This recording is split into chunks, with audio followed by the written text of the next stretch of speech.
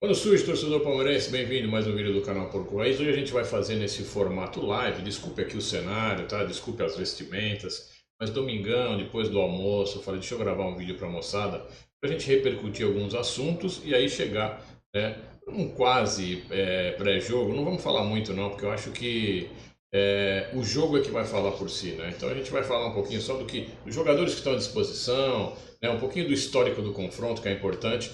Mas é o campo, é o gramado que vai decidir, né? Então, não vamos falar muito assim a nível de pré-jogo, tá?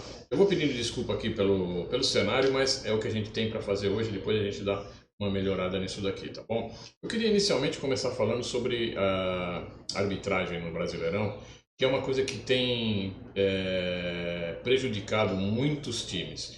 Inclusive já nos prejudicou e acredito que vai prejudicar todos os times da Série A, Série B, Série C, enfim.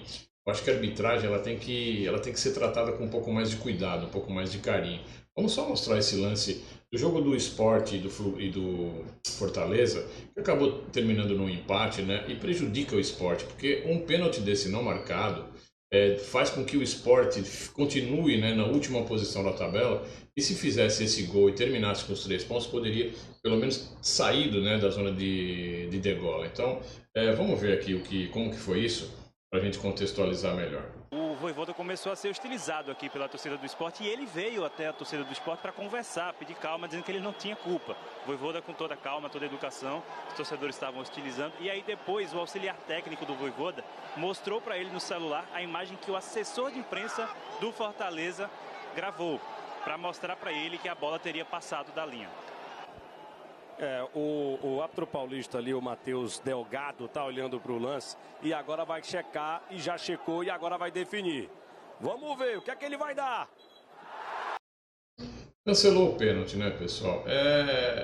Infelizmente, o esporte acaba sendo prejudicado, né?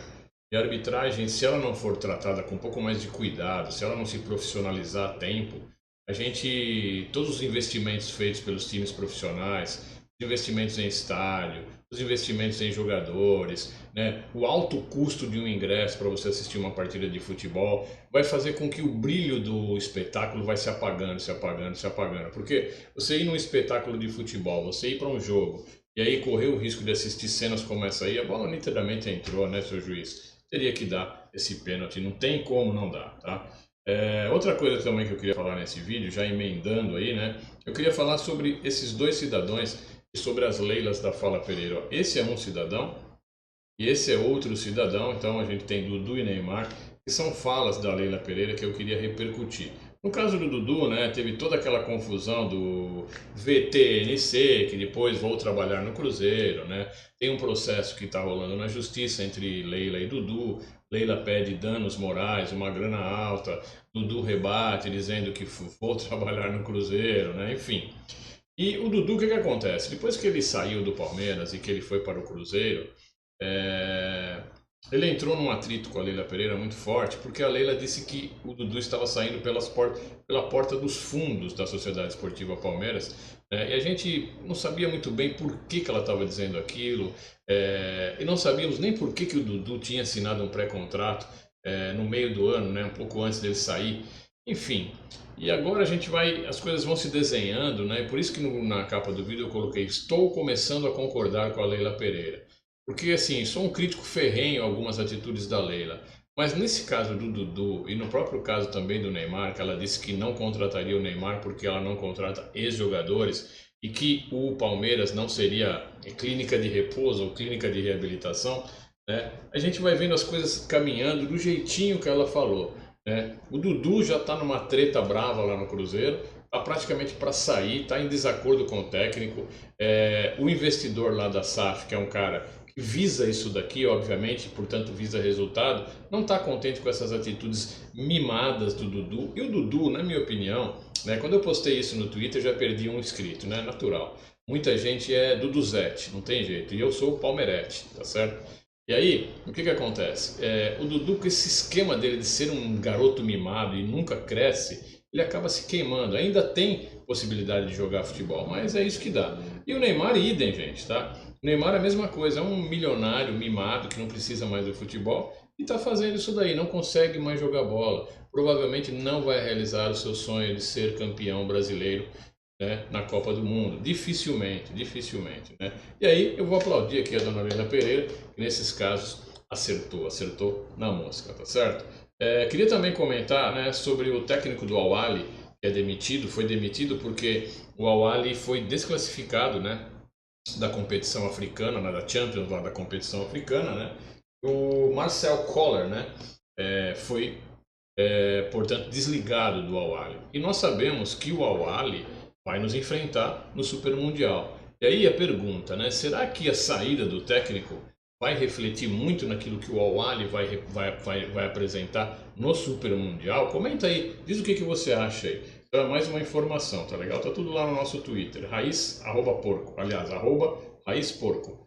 E aqui, pra gente falar um pouquinho do jogo de hoje e finalizar esse vídeo, falar um pouquinho do confronto Bahia e Palmeiras, ou Palmeiras e Bahia. A gente tem um confronto muito favorável a nós, né? Para nós o confronto é muito favorável historicamente falando. Você vê aqui no gráfico, tá?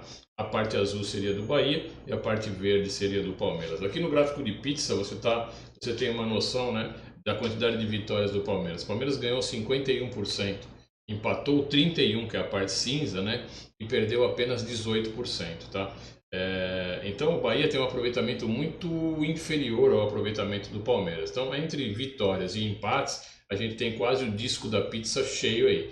Sabemos que com a chegada do Rogério Ceni, o Bahia ganha muita força, ganha potência, ganha articulação, ganha dinamismo, né? E os confrontos entre Abel e Ceni, apesar de ainda serem para nós, são confrontos complicados para o Palmeiras, né? A gente também vem da sequência de jogos absurda, né? E vem de um time que de repente o Abel pode compor alguma coisa mista ou um reservão, dificilmente vai com o time completo para jogar lá na Bahia. Enfim, eu acho que não dá pra gente esperar muito, mas uma vitória seria ideal pra gente se isolar lá no topo da tabela. Um pouco antes do jogo de hoje contra o Bahia, a gente vai ter o jogo do Flamengo e Corinthians, né, na casa do Flamengo, e eu acho, na minha opinião, que seria de bom tamanho um empate para o Flamengo continuar ali, né, atrás da gente, e o Corinthians não subir muito, porque o Corinthians tem 7 pontos, se fizer 3 vai a 10, aí encosta, então não seria legal. Acho que o empate seria o ideal para esse jogo agora das 16 horas. Vamos dar aquela secada básica para a gente ir para o jogo das 18h30, o nosso jogo, né, com uma convicção mais efetiva, tá? Para a gente finalizar, os que não vão jogar, na minha opinião, que estão fazendo a transição e que não devem estar prontos, é o Mike, o Bruno, né, o Rocha, o Veiga, o Mikael e o Murilo, tá? Esses realmente não vão jogar. Com os demais a gente pode armar o campinho que a gente quiser, tá legal? Se você quiser nos comentários, deixa aí qual seria a sua escalação. Vou ficando por aqui, quero desejar um bom domingo para vocês. Avante palestra!